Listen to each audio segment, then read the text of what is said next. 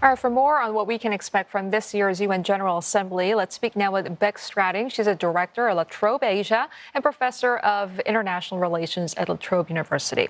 Professor Stratting, thank you very much for your time. Firstly, we understand that the theme of this year's UNGA is bringing together unity and consensus of the international community. While it sounds hopeful and ambitious, it also feels somewhat vague. So, what sort of outcomes can we realistically expect from this year's assembly? Yeah, I think that's a wonderful question to ask. As you point out, it sounds fantastic, this idea of bringing together the international community to talk about, very important challenges of our time. But I think the Summit for the Future is really a sign that multilateralism is in trouble. And even the United Nations Secretary General, Antonio Guterres, said that global institutions are becoming outdated. And this is a collective effort at renewing UN multilateralism, renewing faith in international law. These are really important global institutions because they are inclusive and they are broadly representative. But there are these really serious questions about whether the UN structure can deal with the biggest challenges that we are seeing. I mean, the conflict in Ukraine and Gaza are two really pertinent examples. The UN Security Council, in its current structure, really struggles to deal with these complex issues. But there are other areas, maintaining the importance of the Sustainable Development Goals, the Paris Agreement, dealing with structural reform are going to be crucial issues during these talks. But I think really we need to keep our expectations realistic about how much change can come from this 1 week alone. There really needs to be some much greater political will from leaders across the world to renew and revive multilateralism, which, as I said, is a really important platform that's more inclusive than perhaps some other institutions that are sort of filling the void of global multilateralism. Right, Prof. Stratting, given what you've just said and given the fact that the UN itself has had a turbulent year, I believe over 200 of its own staff killed and limited, some would say no success in resolving any of the conflicts and crises. As a starting point, I mean, what sort of changes can it implement in order to start playing a more meaningful role, you think?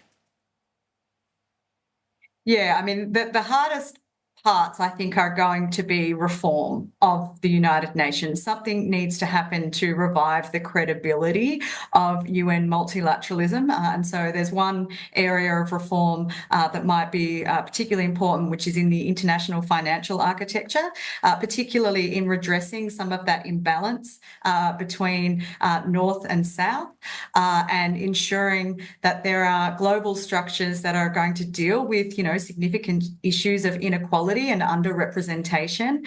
But probably the most serious one, which I doubt we're going to see too much movement on, is the UN Security Council. I mean, there can be, the addition of rotating seats that might create some impetus for or some greater representation in that particular forum. But some of the stickiest issues come with the fact that there are 5 permanent members and they each have a veto. And that is, by its very nature, an unrepresentative structure. So, Prof. Stratting, on the council itself, I guess loosely speaking, there are 2 parts: the veto power and expansion of the council. Let's just set aside the veto portion. Expansion, that sounds like something that could happen, maybe add more global South nations as proposed by the new Finnish leader, Alex Straub.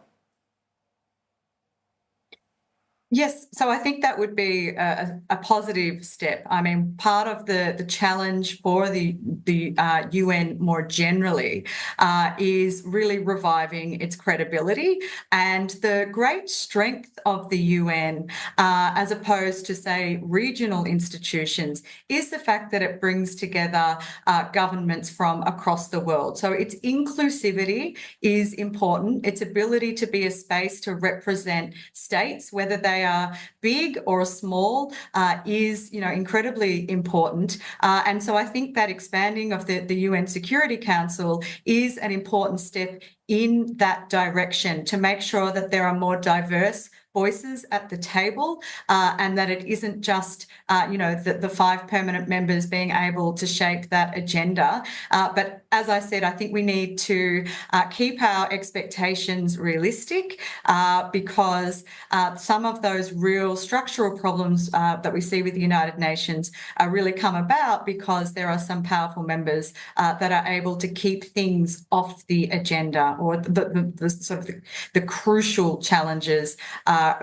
It's difficult to deal with those when some countries have a lot more power than others. Yeah, Professor, we're also expecting to hear a lot of rhetoric regarding the Gaza conflict, especially with the one-year anniversary of the Hamas attack approaching in just about a couple of weeks now.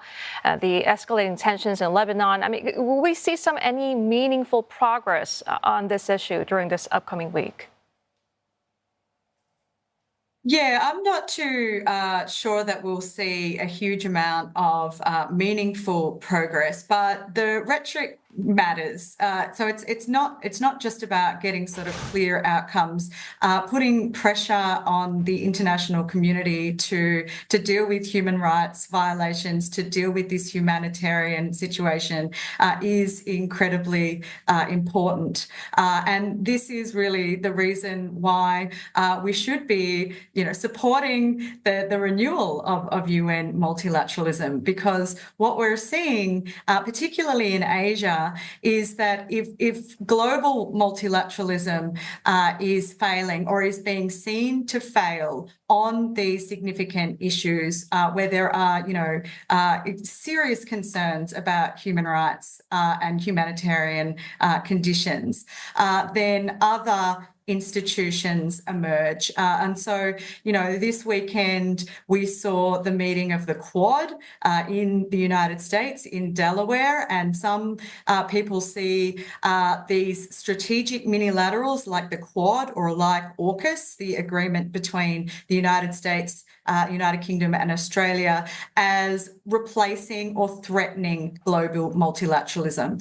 So essentially, the point is, if global multilateralism isn't really achieving the goals, the UN is supposed to be the key institution that promotes peace and stability in the world. If it's unable to do that, then these other institutions are emerging, and they are not as representative and they are not as inclusive as what the UN is. And so that's where we see this this concern that the world is splitting into blocks. And that is probably, from my point of view, is probably not necessarily what we want to see in order to sort of promote a harmonious and peaceful world.